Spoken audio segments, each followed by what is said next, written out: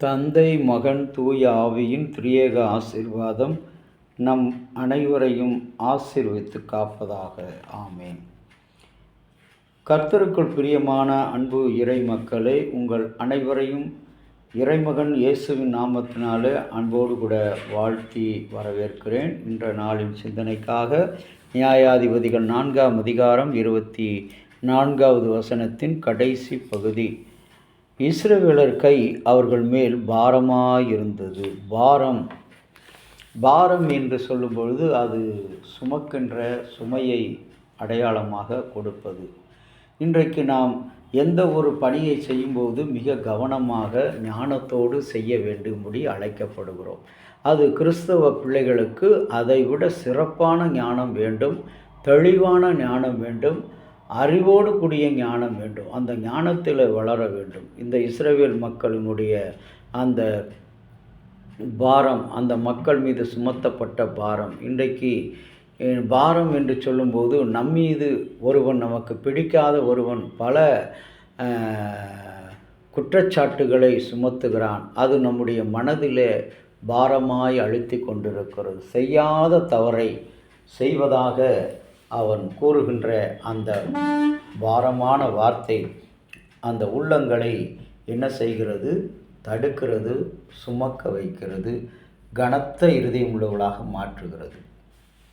ஒரு சமயம் ஒரு ஊழியக்காரர் ஒரு குருசேகரத்தில் பணி செய்யும்போது ஒரு ஜாதிய காழ்ப்புணர்ச்சியினாலே இந்த ஆயர் பிடிக்காமல் ஒரு மனிதன் தவறான ஒரு காரியங்களை எல்லாம் அந்த ஆயர் மீது குற்றச்சாட்டுகளாக புகுத்துகிறான். அது நன்றாக பக்தி உள்ள ஒரு மனிதன், நல்ல திருமறையை கற்றறிந்த மனிதன். ஆனால் அவனிடத்தில் இருக்கிற அந்த அவிவிசுவாசம், நிர்விசாரம் எவ்வளவு அவனை முறுக்கிவிட்டு அந்த பாவத்தை துணிவாய் கர்த்தருடைய ஆலயத்திலே வந்து துணிவாய் செய்யும்படி அந்த ஊழியக்காரரை, கர்த்தரால் அபிஷேகம் பண்ணின அந்த ஊழியக்காரரை துணிவாய் கரம் நீட்டி கால் நீட்டி அவன் செய்கின்ற பொல்லாத செயல்களை பார்த்த மக்கள் அனைவரும் வருத்தமடைந்தார்கள். ஆனால் அவன் ஒரே ஊராக இருந்த காரணத்தினால் அந்த மனிதன் இந்த ஊழியருக்கு விரோதமாக என் குற்றச்சாட்டுகள் எல்லாமே உண்மை என்று மக்களை திசை திருப்பி மக்களிடத்தில் அனுதாபங்களை பெற்று அந்த ஊழியரை மிக மிக வேதனையோடு அந்த ஊழியர் இன்றும் பாரத்தோடு வாழ்ந்து கொண்டிருக்கிறார். இஸ்ரவேலின் கை அவன் மேல் பாரமாக இருந்தது போல இந்த மனபாரம் அந்த ஊழியக்காரரை விட்டு அந்த பாரம் அகற்றப்படவில்லை. இன்றைக்கு கர்த்தருடைய பிள்ளைகளுக்கு விரோதமாக ஊழியத்திலும் சரி, ஊழியக்காரர் இன்றைக்கு நாட்டில் பார்க்கும்போது இந்திய அளவில் கிறிஸ்தவர்களுக்கு எதிராக எழும்புகின்ற அந்த தீய சக்திகள், தீய போராட்டங்கள், அவர்கள் ஆராதனை நடத்த விடாமல் தடுக்கின்ற தீய செயல்கள், வன்முறை கும்பல்கள், சமய ஒடுக்குதல்கள் இன்றைக்கு அதிகமாக இருக்கிறது.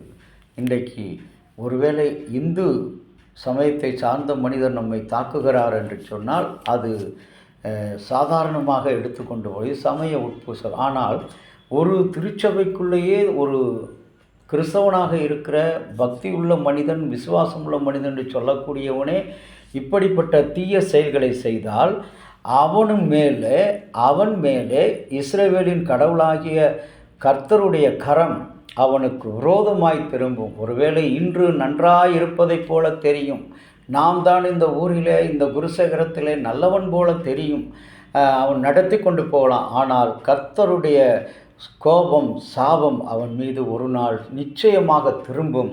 இன்றைக்கு இஸ்ரவேலினுடைய கை இந்த மக்கள் மீது பாரமாக்கி கொண்டே வந்தது போல அவனுக்கு சிறுக சிறுக கர்த்தர் பாரங்களை வைக்கிறார். கர்த்தருடைய அபிஷேகம் பண்ணின ஊழியக்காரருக்கு விரோதமாக எந்த ஒரு மனிதன் நாவை திறக்கிறானோ, எந்த ஒரு மனிதன் சூழ்ச்சியாக எழும்பி வலைகளை செய்கிறான், அவனுடைய குடும்பமும் சரி, அவனுடைய சந்ததியும் சரி, வளர விடாமல் கர்த்தர் அடித்து போடுவார். என் அன்பு தேவனுடைய சனமே, இன்றைக்கு இஸ்ரவேலருடைய கை அவன் மேல் பாரமாயிருந்தது. கர்த்தருடைய பிள்ளைகள் எவ்வளவு பாரப்படுகிறார்களோ அவன் சுமத்திய குற்றத்தினாலே அத்துணை பாரங்களும் திரும்ப அவனுக்கு மீது, அவனுடைய பிள்ளைகள் மீது, சந்ததி மீதும், அவனுடைய விசுவாச வாழ்க்கை மீதும் அது திணிக்கப்படும், விழப்படும், அழியப்படுகின்ற ஒரு வாழ்க்கையை அவன் அனுபவித்தே ஆக வேண்டும்.